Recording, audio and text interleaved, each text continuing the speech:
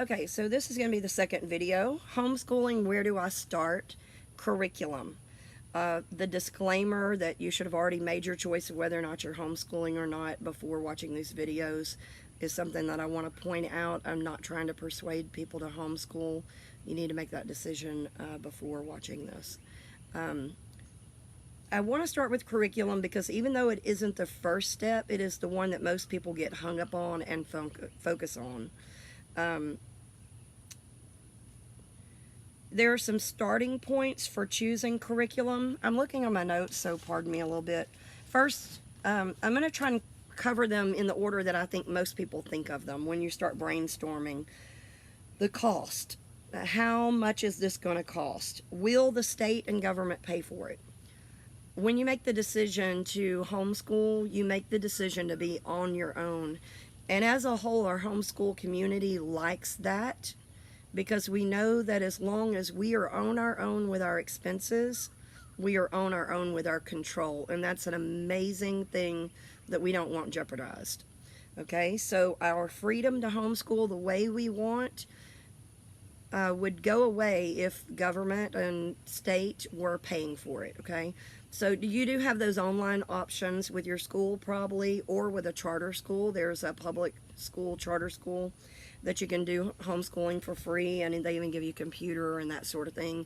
If it's worth it to you to put up with the rigid schedules and all the rules that they set for you and all the requirements, then more power to you. Y'all can look into that. I won't even say the name of it because it's not something I recommend.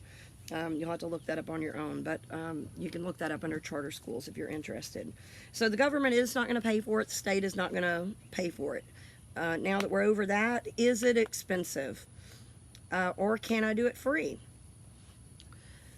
You can go as expensive or as cheap with homeschool curriculum, supplies, and all of that sort of thing as you want.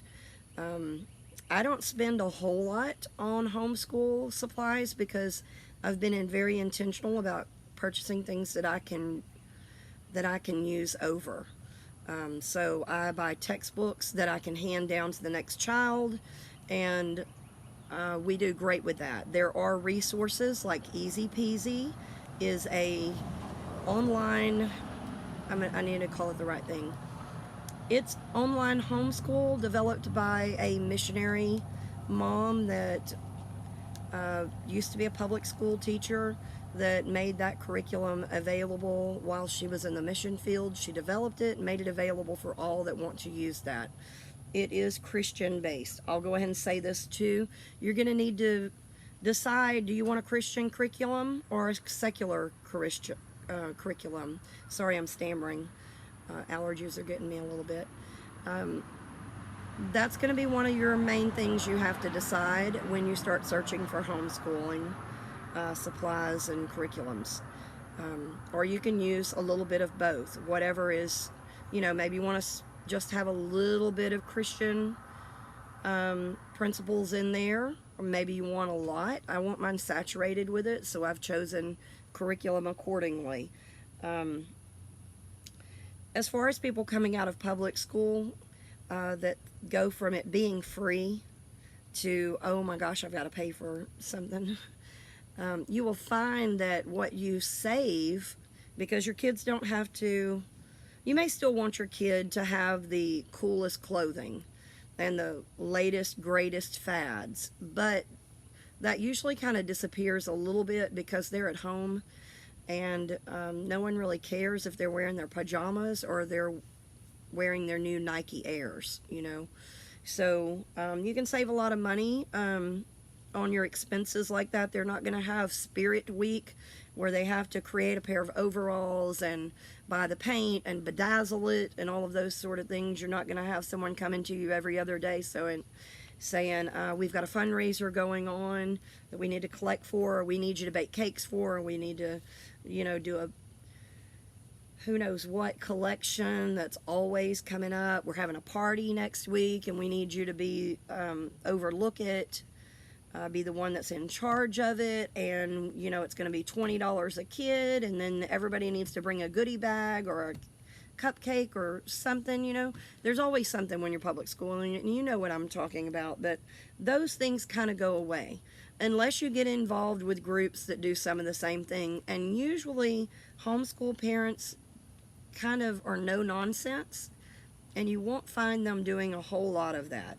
They will choose certain things like Valentine's Day that maybe they'll do some of that with, but it's not over the top like it can be in public school. And I'm not downing public school. I think all those things are great in the classroom setting.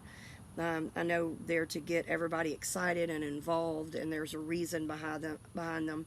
But you simply don't have that when you're at home by yourself with your kids, and so that expense goes away. So that frees you up with some money. Getting over the money portion of it, yes, you're going to spend money, maybe a little, maybe a lot. Starting points for choosing homeschooling curriculum. Number one thing that I will tell everyone: never listen to anyone that tells you to use what they use for curriculum. This can lead you down a dangerous road very quickly. If you choose, Charlotte Mason style is a very popular learning or teaching style that I actually love. But if it's not your style, and I tell you that you need to teach your children Charlotte Mason, you're going to play in the mud, and you're going to look at the insects, and you're going to sketch everything you see, and you're going to walk around out in nature and take pictures of the flies and the flowers and the water. And if you're not a nature lover, or if you're not a natural learner that way, then it could be devastating for you. You may want classroom, which for me would be a nightmare. So don't listen to what someone tells you works perfect for their family, because you need to look at the dynamics of your family. Everyone's family is different, what your interests are, and to some degree you need to follow those interests.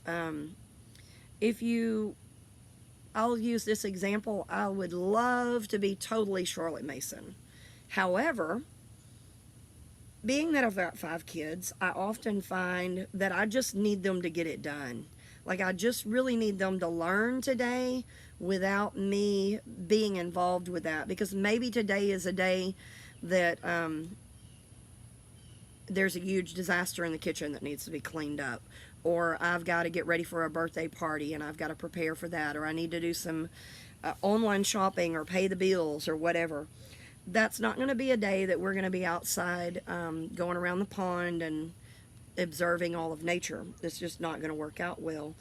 So there are some times when I need those workbooks or those textbooks to be what gives us a foundation that kind of ties us down. So then the natural exploration we use in learning can also happen, but the regular learning keeps happening. Now that's what works for me.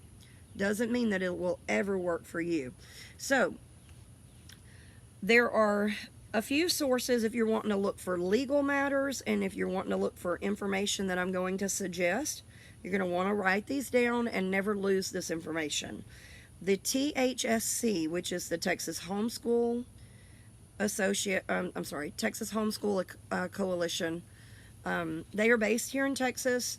They usually have an annual convention in the Woodlands area and in Dallas.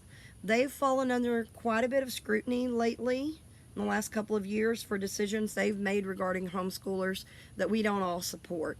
They still are a great source of information, and I will always recommend going to them. As far as some legal issues with political matters, I would say search beyond the Texas Homeschool Coalition for those things. And because of that, you now see more of the Texas homeschoolers, which I don't know a whole lot about. I just know I get their emails, and I know that the political views are a little different, okay? So those two are major for Texans. You're going to want to be plugged into both of those, the Texas Homeschool Coalition and the Texas Homeschoolers groups. So look those up. They should be a .org. The other one is the HSLDA, That's the Homeschool Legal Defense Association, and that is nationwide, and that's a .org. So if you're looking it up, hslda.org. I would say that I look at the ones based out of Texas first because they deal only with Texas. So if you were to go looking for something that you need to know about homeschooling in Texas, you're going to have 50 states of information on the HSLDA site. So they are there for legal defense. If you were to get into an issue that you needed to call on them, they are there for that. You can join both of those organizations, but it's not required to join either one of them. Okay, I thought that my video got turned off. Sorry, I'm looking at that like a creeper. Okay, this video is getting really long, so I want to jump straight into this, to the things that I recommend for choosing curriculum. Number one, without a shadow of a doubt, you need to look up homeschool styles. You're going to Google that. Simple as can be. And when you Google it, you're going to get, sometimes you'll get a list of like 5 homeschool styles. Go for the one where they've got about 10 homeschool styles. You can read the one with 5, but if you really want to hear about your options, go for the one that have about 10 different homeschool styles. Find a couple of those. I would recommend doing at least 2, but closer to like 5 quizzes. You can even Google homeschool styles quiz and take as many quizzes as you feel comfortable doing. Don't get signed up for anybody's email if you don't want that, because you won't have to do that on the ones that are legit. Anyway, then that will start to narrow down where you fall. If you're classical, I'm going to list some of them. Classical, Charlotte Mason, traditional, Montessori. That's only 4, and that's just off the top of my head. I fall personally under eclectic. That's when you take several styles and you mix it. We use a lot of different things, a lot of different curriculum, and that's just what works for us. We've purchased a lot of packaged curriculum. I no longer do that anymore. I now piece my curriculum together, but I still do advocate package curriculum if that's what works for you. Again, it goes down to what works for you. It's going to be based on your family dynamics. You'll hear me saying these things over and over again. The size of your family, the age of your students, the grade levels they're in. Yeah, that's pretty much it. Look up those homeschool styles. That is your, I guess, homework assignment. Don't start looking to buy curriculum until you've done that, or you will really probably regret it down the road. A lot of people will tell you, oh, I use XXX curriculum. I'm not saying any names, okay? And so it's wonderful. You should try it. Not necessarily. You need to look also beyond homeschool styles. Do I want my kids on the computer mostly for their learning? Do I want them looking in textbooks and workbooks, or do I want hands-on learnings? Those homeschool style quizzes are going to help you pinpoint that. So go with that. Any questions that you have, shoot them to me, and I will try to help y'all out some more. With that, saying bye.